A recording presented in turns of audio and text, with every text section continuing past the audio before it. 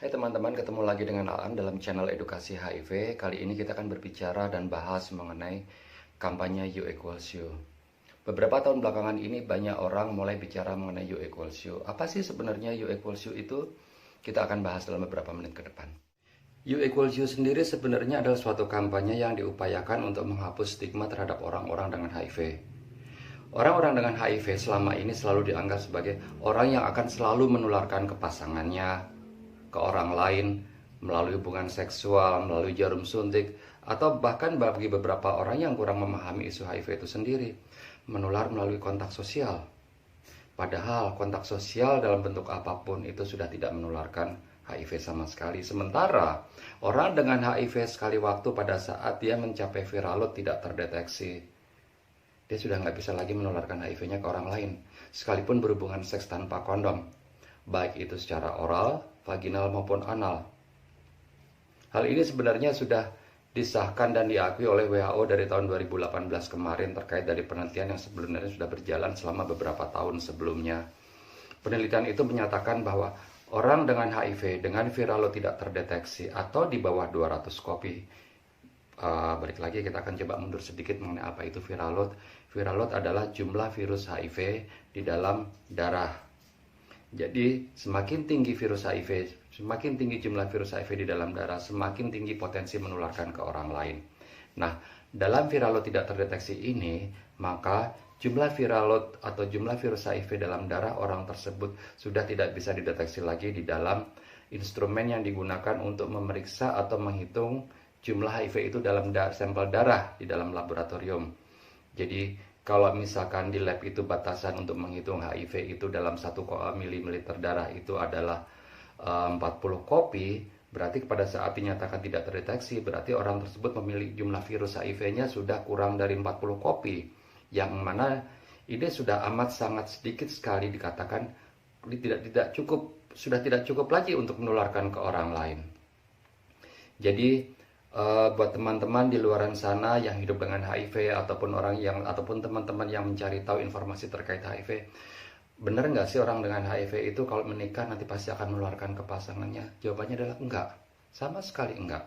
Dengan syarat viral load-nya harus tidak terdeteksi. Pada saat orang itu viral load-nya tidak terdeteksi, berarti orang itu sudah tidak bisa lagi menularkan HIV ke pasangannya secara seksual ya. Dalam hal ini penelitian hanya meneliti secara seksual, belum mengenai hal-hal yang lain, penularan lain melalui jarum suntik atau lain transfusi darah atau lainnya. Tapi melalui seksual, baik itu anal, vaginal maupun oral, sudah dinyatakan bahwa orang dengan HIV dengan viral load tidak terdeteksi sudah tidak bisa menularkan HIV ke pasangannya.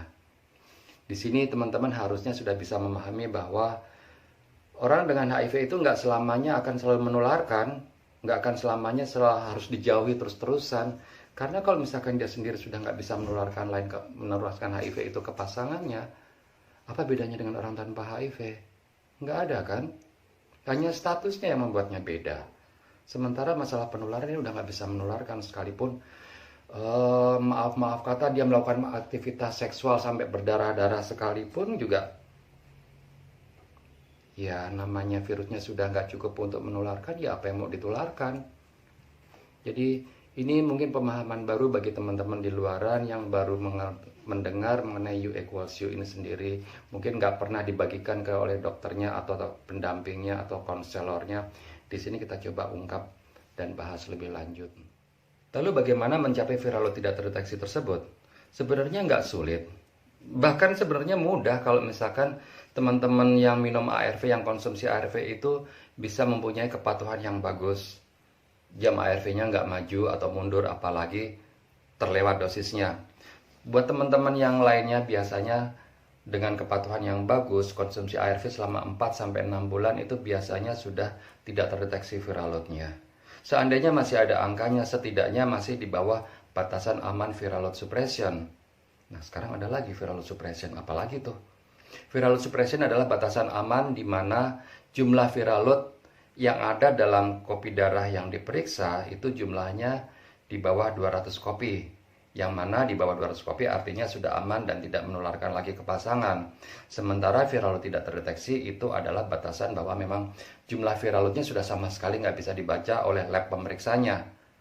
Tergantung dari kepekaan lab tersebut. Ada yang batasannya 60, ada yang batasannya 40, sekarang ada yang batasannya 20. Jadi di bawah batasan lab tersebut, maka viral load sudah tidak bisa terbaca. Ini yang disebut viral load tidak terdeteksi atau undetectable viral load.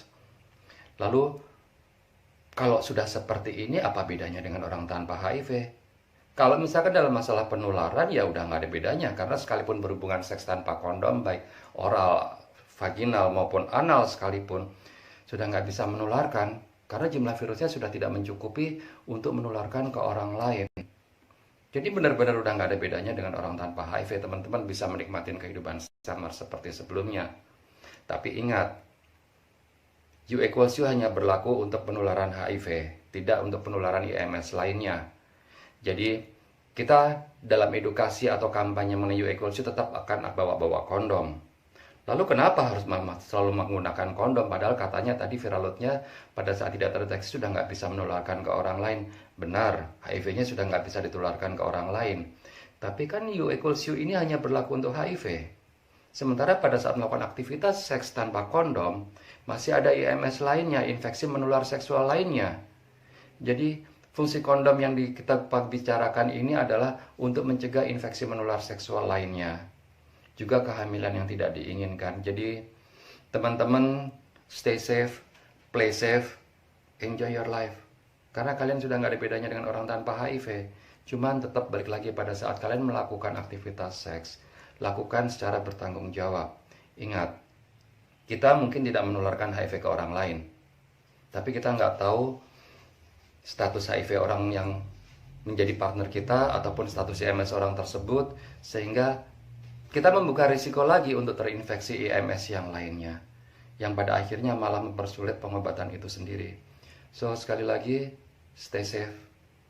Dan jangan lupa subscribe channel ini kalau misalkan dirasa perlu mendapatkan informasi-informasi kecil lebih lanjut mengenai HIV dari sisi yang berbeda dan teredukasi HIV yang lebih positif. Dan jangan lupa share ke teman-teman lainnya agar mereka juga paham mengenai informasi ini. Bye.